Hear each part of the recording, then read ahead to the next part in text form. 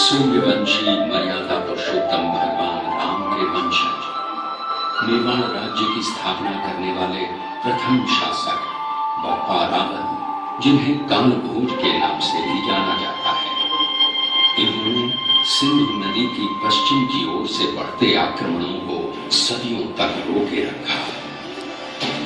इन्हीं के वंशज महाराणा कुंभा हुए, जिन्होंने अपने शासनकाल में 33 किलों का निर्माण करवाया, जिनमें विश्व प्रसिद्ध कुंभलगढ़ और चित्तौड़गढ़ का विजय स्तंभ मुख्य हैं।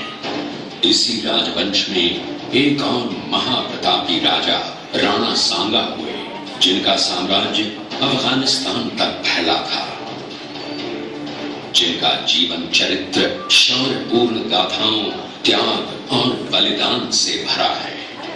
युद्ध के दौरान उनके शरीर पर 80 घाव लगे थे, जिनमें एक आंख, एक हाथ और एक पांव बुरी तरह से जख्मी होते हुए भी स्वाभिमान की रक्षा के लिए युद्ध में वे सदैव तत्पर रहे। पराक्रम और बलिदान की इस गाथा में एक नाम पन्ना धाई भी है, जो कि एक गुर्जर जाति की धाई मां थी, जिन्होंने अपने पुत्र चंदन का बलिदान देकर राणा उदय सिंह की रक्षा की, जिनके पुत्र महाराणा प्रताप हुए। महाराणा प्रताप का जन्म पाली जिले के अखेराज सोनगरा की पुत्री एवं महाराणा उदय सिंह की महारानी जयवंत कमर की कोख से विक्रम संवत 1597 में अर्थात 9 मई 1540 को बाल्यकाल चित्तौड़गढ़ में गुजरा। करीब 17 वर्ष की आयु में ही प्रताप का विवाह अजबंदे कंवर के साथ हुआ। सन 1567 में अकबर ने जब चित्तौड़गढ़ पर आक्रमण किया, तो मेवाड़ के प्रमुख सरदारों और सेना नायकों के आग्रह पर महाराणा उदय सिंह ने चित्तौड़गढ़ छोड़ दिया।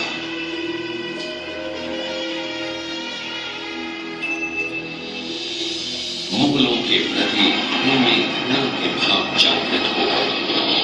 अपने देश, कुल, गौरव और मातृभूमि की मर्यादा के लिए प्राण न्योछावर करने वाले योद्धाओं और ललनाओं से प्रताप ने न केवल सीख ली, बल्कि ये घटना उनके जीवन का आधार बन गई। अपने पिता के साथ दुर्गम पहाड़ों में रहने के बाद प्रताप ने गोगुंदा में अपना पड़ाव कायम किया।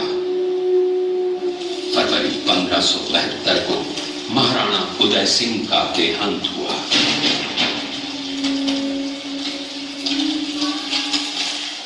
प्रताप की ज्येष्ठता और योग्यता को ध्यान में रखते हुए सरदारों ने उनको राजगद्दी पर आसीन किया। होली के दिन उनका गोविंदा में राज तिलक हुआ।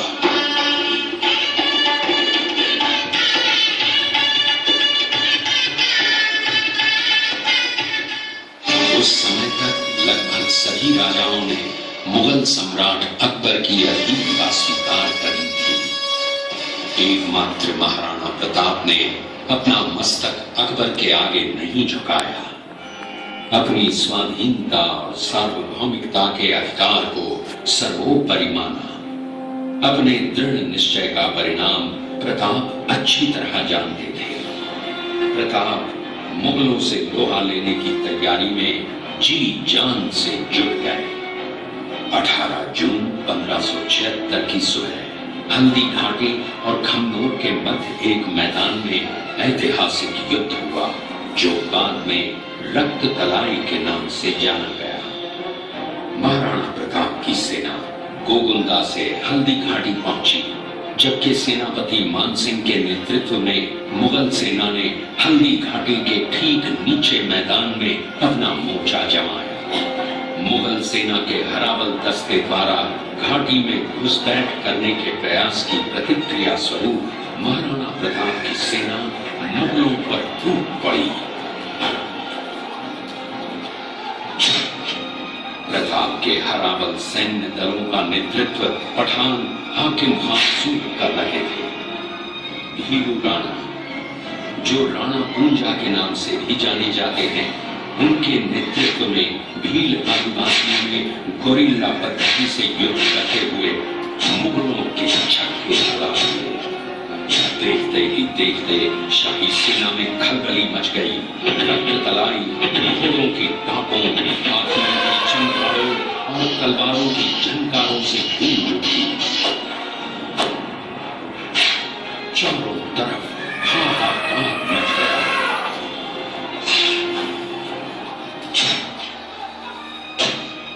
युद्ध का घटनाक्रम अचानक उस समय बदल गया जब प्रताप ने अपने घोड़े चेतक को एड़ लगाकर मानसिंह के हाथी पर चढ़ा दिया और उस पर भाले से भरपूर वार किया। मानसिंह हौदे में दुबक गया। हाथी से उतरते समय चेतक की एक टांग कट गई। इस स्थिति को भांपकर महाराणा प्रताप के हमशक्ल सेनापति झालामान ने महाराणा प्रताप से आज्ञा लेकर उनका राजमुकुट धारण किया। मुगल सेना झालामान को महाराणा प्रताप समझकर उन पर टूट पड़ी और झालामान शहीद हो गए। उधर चेतक ने अपने स्वामी को 5 किलोमीटर तक 3 टांगों पर ही लेकर एक बरसाती नाले को पार किया। उसके पश्चात उसके प्राण पखेरु उड़ गए। इस युद्ध से महाराणा प्रताप के मन पर गहरा प्रभाव पड़ा। परिणाम स्वरूप उन्होंने मुगलों पर विजय प्राप्त करने तक राजसी ठाट बाट छोड़ने और पत्तों पर भोजन करने का प्रण लिया, जिसे उन्होंने जीवन भर निभाया। महाराणा प्रताप ने अपना सैन्य बल बढ़ाकर सर्वप्रथम अरावली पर्वत की घाटियों में बसे दिवेर पर चढ़ाई कर विजय प्राप्त की। इसके बाद कुंभलगढ़ पर भी विजय प्राप्त की। सिर्फ चित्तौड़गढ़ को छोड़कर सारे मेवाड़ को अपने अधीन कर लिया। कालांतर में महाराणा ने चावंड में अपनी राजधानी स्थापित की।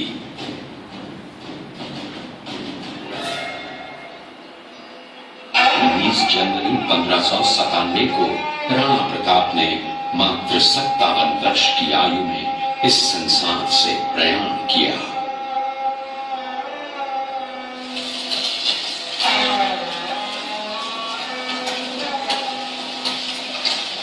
हल्दी घाटी का युद्ध एक सांप्रदायिक युद्ध न होकर आत्मसम्मान, मातृभूमि की स्वतंत्रता व स्वाधीनता का संघर्ष था। इसका प्रमाण ये है कि जहां पर अकबर की सेना के सेनापति जयपुर के राजा मानसिंह थे, वहीं पर महाराणा प्रताप की सेना के सेनापति काबुल के हाकिम खासूर थे।